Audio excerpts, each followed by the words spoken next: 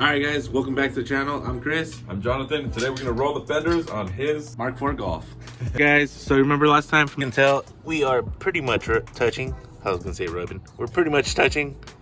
So we're gonna have to go ahead and roll the fenders because we don't want to mess with the tires. Start off by jacking up the car and then taking off the wheel and then preparing that thing on there so we could get the fenders rolled. All right, so we have this mounted up, and you want to use these spacers so that the lug nuts, they sit in there flush. You don't mess up the actual mount part. So you want to turn this thing until you get close to the fender, and then you start rolling it, and we'll show you right now once we tighten these lugs up. Oh, did I hit you? Yeah. All right.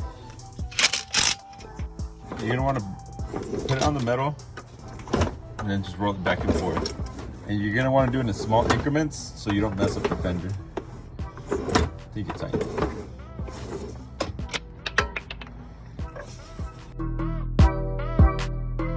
So you definitely want to take off any screws or anything that are close by, because I don't know if you can tell, it's not bending where that screw is.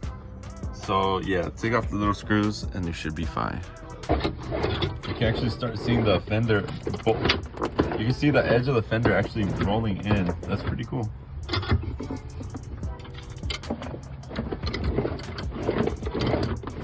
Definitely not gonna cut the tires anymore.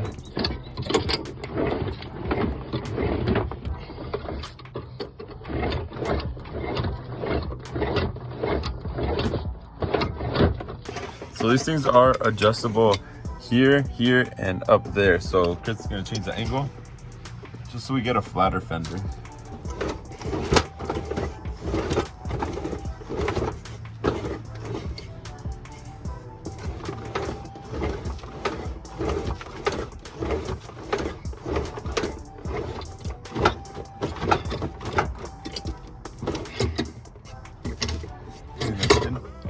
That's good.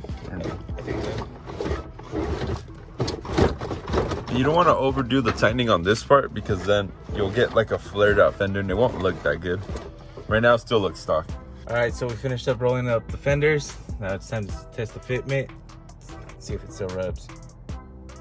But as you can see, it's pretty good. It's not like pushed out. This is how you want to do it. All right, so we took off the fender liner because that was also rubbing on the tire.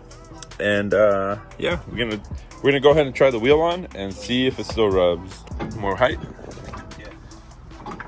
Been going down too? Yeah. And there, that is why you want studs instead of the bolts that they come with. Those suck. As you can see there, the wheel actually pulled that little fender piece down. So that's why we're rolling the fenders, so that doesn't happen anymore and doesn't cut up the tires.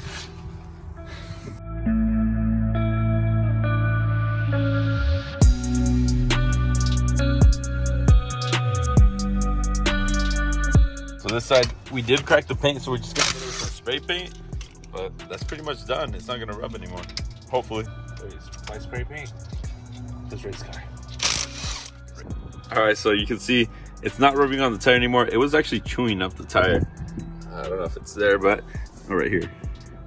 But now it is good to go. Now that we rolled the fenders, everything's good to go now. It's looking good. But we still need to lower the rear end a little bit more. Yeah, hopefully next video we'll do the rear a little bit lower just to match the front. But it's getting there.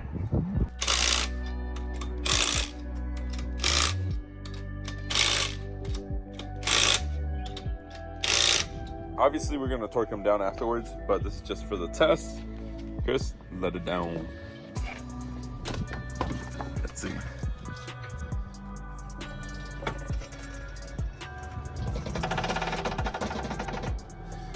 Oh yeah, we got a lot more clearance now. So before it was touching, now look at that. Now we can actually drive it. Yeah, it needs to settle. Oh, that's way better, dude. Hell yeah. It's not gonna rub anymore. So we finished rolling the fenders and they honestly come out great. I would recommend getting that tool. It just makes it a lot easier and you're not messing up your fenders using that tool. So what do you think? Definitely way easier. Don't do it bad. you'll mess up your fenders. Yeah, don't do use that. Don't do the bad. Yeah, so just use the tool. It's a lot easier, and change the Volkswagen to studs. It just makes working on it way easier. And yeah, that's all we got for today. So we will see you guys on the next video. Anyways, we'll see you later. Peace.